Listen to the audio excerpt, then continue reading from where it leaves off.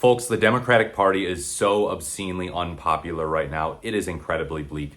A new CNN poll came out. The Democratic Party's favorability rating among Americans stands at a record low, according to the CNN poll conducted by SSRS, fueled in part by dimming views from its own supporters. With many in the party saying publicly that their leaders should do more to stand up to President Trump, Democrats and Democratic-aligned independents say 57% to 42% that Democrats should mainly work to stop the Republican agenda rather than working with the GOP majority to get some Democratic ideas into legislation.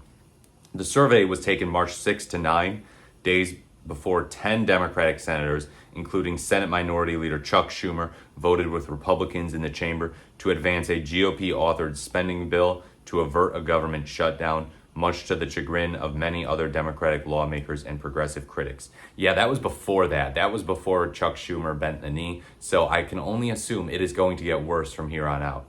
The majority's desire to fight the GOP marks a significant change in the party's posture from the start of Trump's first term.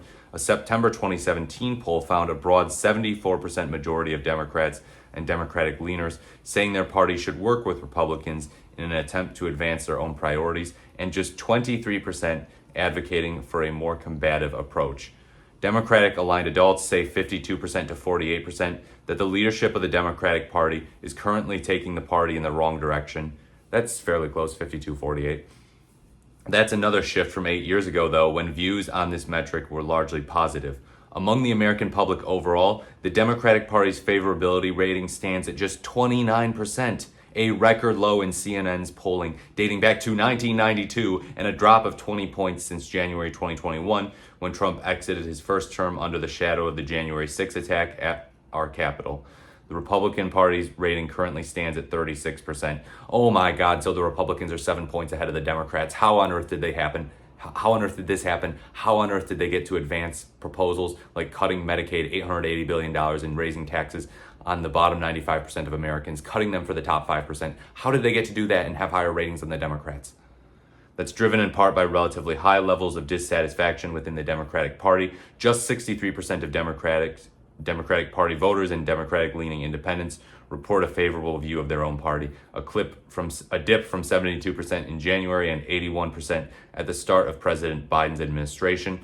The decline comes across ideological wings, with favorability ratings for the Democratic Party falling by 18 points among liberals and moderates alike since the start of 2021. Yeah, let's face it, folks. President Biden is partially responsible for this decline in favorability. He just is. He had a unique albatross of his age. He dealt with that problem, and he had to drop out in July 2024 from the race. That was a terrible look for the United States and a terrible look for the Democratic Party. And I wish that the Democrats had thought about that more discerningly before they nominated him in 2020. But that's democracy. They lined up behind Biden. Obviously, the establishment did too. But yeah, this was not good. Political independents remain likelier to see the Republicans as out of the mainstream. 57% call the GOP too extreme, while 48% say the same of the Democrats, but 16% of Democrats call their own party too extreme, while just 9% of Republicans say the same of the GOP. Okay, so if you're a Republican voter, you are not going to think the Republican Party is extreme, and if you're a Democratic voter, you're not going to think the Democratic Party is extreme. It's funny that more in the Democratic Party think that their own party is extreme, 16%, to the 9% in the GOP who think that their party is too extreme. That is really interesting, because the Republican Party, by leaps and bounds, is more extreme. But extreme doesn't mean that you're going to be less popular, apparently. The Republican Party is more popular than the Democratic Party right now. And I think part of that has to do with the fact that the Democrats don't stand for much. They don't stand for much. I mean, they criticize Trump, which every American is obligated to do when he's doing the things that he's doing, the unconstitutional actions, the insane warmongering rhetoric, the tariffs, all that stuff. But you gotta stake out an affirmative vision. And you might say, oh, well, it's not the Democrats' time to do that. They're in the minority in both houses of Congress. They don't have the presidency. They gotta wait till they get in power. No, they can still stake out an affirmative vision. They obviously can't implement it quite as effectively because they're in the minority. They can't pass bills, at least not on their own. But yeah, they can more aggressively lay out an affirmative vision just with rhetoric. Call out Trump, call out what he's doing, say what he should be doing instead, galvanize the American public behind you.